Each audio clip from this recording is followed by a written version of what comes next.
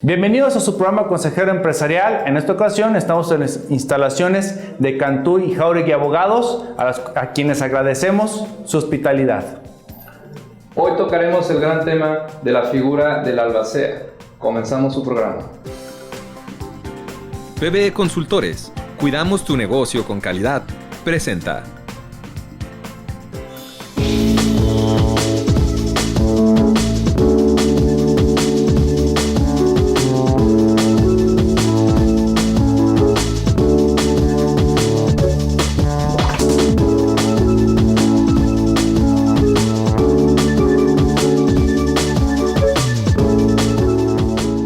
Comenzamos el día de hoy con su programa de Consejero Empresarial. El día de hoy contamos con la asistencia del maestro Luis Ángel Cantú. Muchas gracias. Para analizar el tema tan importante que es del albacea. El albacea que funge, como muchas veces lo hemos visto y lo hemos platicado, como un administrador o un representante en algunas ocasiones de una masa hereditaria a causa del fallecimiento de una persona, y esto nos lleva a analizar esta figura desde el punto jurídico y también mediático, sobre todo para efectos de la trascendencia que con esto conlleva. Maestro, quiero preguntarle, primero que nada, ¿qué es el albaceazgo? ¿Qué es el albacea? Qué bueno que hace esa pregunta, porque hoy en día es una figura que ha tomado especial relevancia. Un albacea es un administrador de unos bienes que están en liquidación, que propiamente resultan ser los bienes de lo que se llamaba el decuyus, ¿sí? En ese sentido es importante precisar que es un administrador que incluso jurídicamente hablando lo podemos ver como un apoderado, siendo el símil como un apoderado para actos de administración, pero también de pleitos y cobranzas, como abundaré más adelante.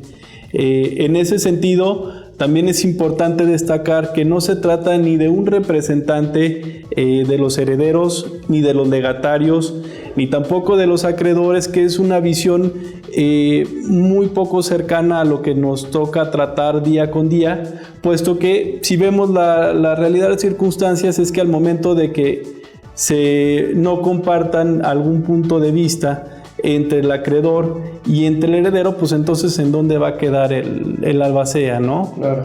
Ahora, en el código del Estado de Jalisco lo maneja de una forma, sin embargo, usted nos plantea otra perspectiva de esta figura. ¿Cuál es la diferencia en la que radica esta figura a su punto de vista por lo que respecta a esa representación? Porque a lo que nos está manifestando en este momento nos hace pensar que se trata a veces de un administrador y a veces de un representante, ¿no? Sí, efectivamente el legislador lo trata como un representante de la sucesión para efectos de no integrar a la confusión a los espectadores. Se trató en la publicación también como un representante. Sin embargo, es importante aclarar el tema de que la sucesión no tiene una personalidad jurídica propia. Es decir, al momento de que se realiza el trámite, los bienes que eran del decuyus no pasan a una persona moral, por así llamarlo, jurídica, una ficción, y de ahí a los herederos. Eso no ocurre. Pasan del decuyus directamente a los herederos, a los legatarios y a los demás que se estimen con algún derecho. De tal suerte que estimamos que es desafortunada la redacción que realiza el legislador en el sentido de que es un representante de la sucesión, puesto que no goza de una personalidad jurídica propia. Claro. Muy bien, pues ahora que nos explica un poco la figura, quisiera abundar un poco en la temática de sus obligaciones propiamente y cómo se desarrolla esa función como tal, ya sea dentro o fuera de juicio, ¿no? Por supuesto. Para empezar, ¿quiénes tienen capacidad para ser albaceas? Bueno, cualquier mayor de edad que tenga justamente la libre disposición de sus bienes. Aquí vale aclarar un punto muy importante. Creemos que las personas que son emancipadas no pueden ser albaceas. ¿Por qué? Porque ellos no tienen la libre disposición, ellos tienen la administración, más no la libre disposición, y en ese sentido creemos que se rompe con el esquema que prevé el legislador para que una persona pueda ser albacea, ¿no? Ahora, dentro de las obligaciones que tiene una albacea, bueno, debe de presentar dentro de los 8 días siguientes al que tiene conocimiento del desafortunado evento del fallecimiento de la persona, el testamento, ¿sí? Después de eso, ¿qué ocurre? Debe de asegurar los bienes, previo a ello debe de garantizar su manejo, ¿no? Aquí hay una precisión que hacer, porque mucha gente cae en la confusión de que piensa, oye, ya me liberó el testador de exhibir la garantía que me corresponde en ley, y eso es un error. ¿Por qué? ¿Quiénes son los interesados? Los herederos, los legatarios, en su momento demás, pero son ellos los que deben de liberar de esa obligación. El hecho de que el testador lo asiente en su testamento, pues bueno, significará que le tiene mucha fe, pero no implica que per se se tenga que liberar de esa obligación, Claro. ¿no? Ahora, después, ¿qué es lo que corresponde? Bueno, debe de asegurar los bienes de la masa hereditaria, ¿no? Debe de evitar que terceros se apropien, ¿no? ¿Qué es lo que pasa? A veces se tiene la contraseña de la cuenta bancaria que permite y de repente se hace un traspaso. Bueno, eso es ilícito, ¿no? Entonces debe de asegurar los bienes de la masa hereditaria para evitar justamente ese tipo de actitudes, ¿no? También, ¿qué es lo que debe hacer? Bueno, posteriormente en el juicio debe de realizar un inventario y de acompañar los avalúos del bien. ¿Por qué? Esto es muy esencial. Realizando el inventario y acompañando los avalúos, nos damos cuenta de qué es la masa hereditaria, qué se compone, qué bienes tiene, qué derechos, si tiene dinero, si tiene cuentas bancarias, si tiene semovientes, si tiene todo eso, ¿no? Ahora, después de que realiza ese acto procesal, también debe de realizar un proyecto de partición-adjudicación, que a grosso modo es la forma en la que se va a distribuir los bienes entre los herederos, los legatarios, acreedores, etc. También debe de pagar deudas mortuarias, que son las que se motivan a raíz del fallecimiento del decuyus. Debe de pagar las deudas también hereditarias y también las testamentarias, que son propiamente las que se encuentran en el testamento. Ahora, es importante también precisar que debe de salir a cualquier juicio, debe de representar la sucesión, ¿sí? Muchas veces se pierde de vista que el albacea es el que debe de realizar, más bien el que debe de liquidar los bienes de la herencia, pero también debe de velar por la validez del testamento, ¿sí? Porque a final de cuentas es el encargado de ejecutar a cabalidad ahora sí que la voluntad del testador. Interrumpiendo un poco el tema, vamos a corte y volvemos. En todo lugar, en todo momento, Eximex te acompaña. Nuestra nueva app Job Search permite a los usuarios de dispositivos móviles disfrutar todas las prestaciones y servicios de nuestra empresa. Aplica los exámenes, revisa las vacantes y sube tu currículum. Eximex Job Search. Si buscas trabajo, tu mejor herramienta. Grupo SINEC, innovación en el desarrollo humano. En un mundo globalizado en el que se busca solidez para alcanzar sus objetivos, es necesario contar con grandes equipos de trabajo para obtener soluciones. En Grupo SINEC encontrará al aliado que le ayudará a dedicarse a realizar sus competencias clave, aumentando sus utilidades y eficiencia. Le proporcionamos el respaldo en su capital humano especializado y optimización de los procesos de negocio reduciendo sus costos. SINEC, innovación en el desarrollo humano. Volviendo al tema de la albacea, retomando la temática que teníamos, trataba precisamente de las primeras obligaciones dentro de juicio de la albacea como el administrador que es dentro de la herencia, ¿no? Dentro del proceso del decuyus a efecto de la repartición de los bienes. ¿Cómo podemos plasmar o explicar el efecto de la administración de los bienes por parte del albacea dentro de una herencia. Muy bien. Este tema es un tema muy delicado. Realmente me ha tocado en la práctica ver quién tiene la postura de que un albacea lo que debe de hacer es asegurar, resguardar los bienes. Es importante que sí, efectivamente, se conserven los bienes.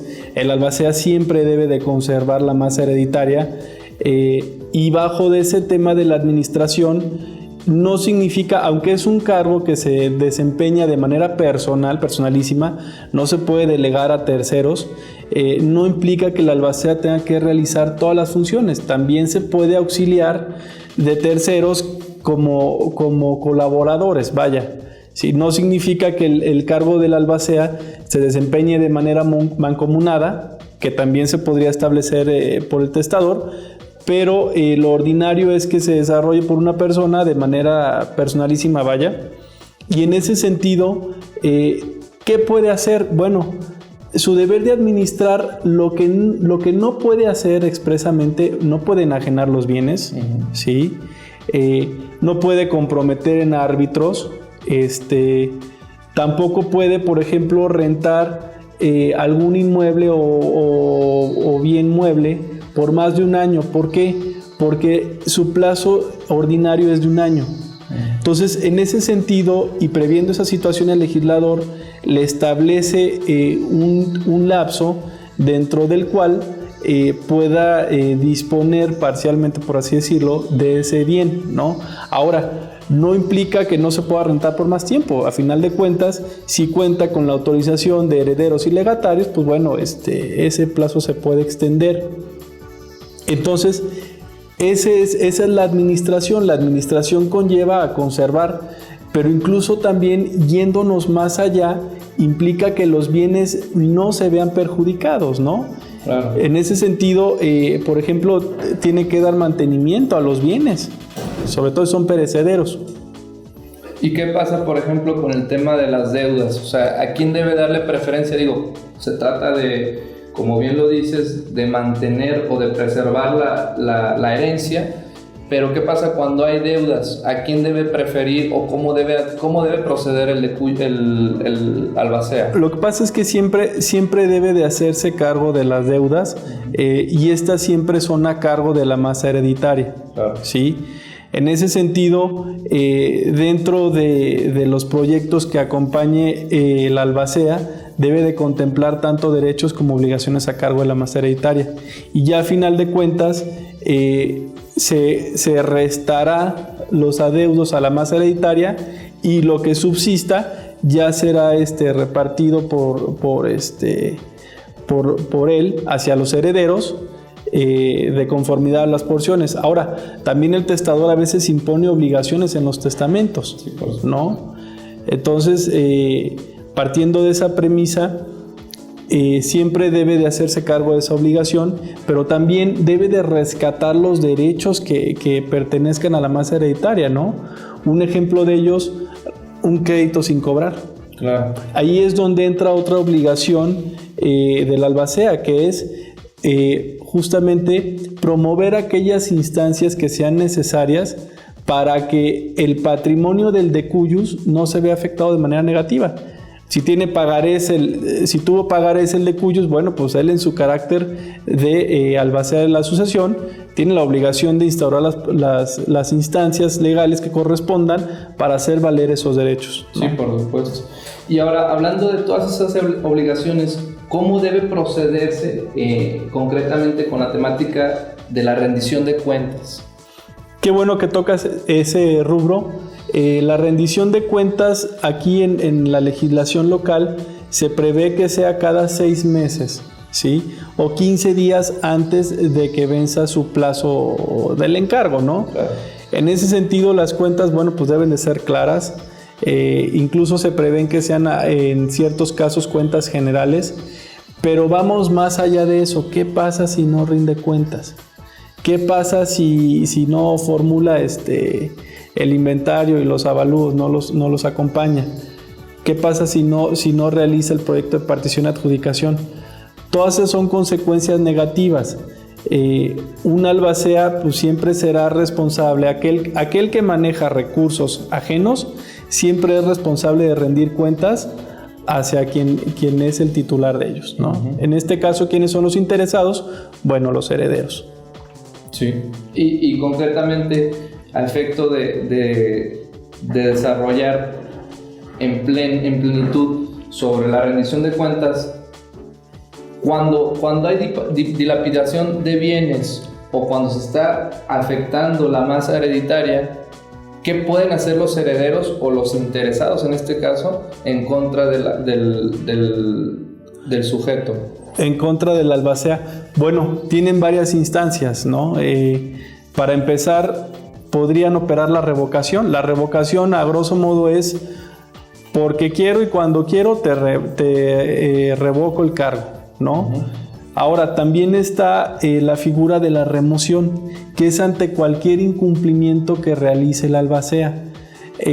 Incluso la legislación local prevé 2 supuestos bajo los cuales se puede remover el cargo de albacea de plano, y cito de plano porque así lo refiere el legislador, que es cuando no garantiza el manejo de su administración, que lo tiene que hacer dentro de los 3 meses siguientes a haber aceptado el cargo, o también cuando no rinde el proyecto de inventario junto con los avalúos, que debe hacerlo dentro del plazo de 90 días de haber aceptado el cargo. ¿Qué significa de plano? Bueno, no necesita gran interpretación.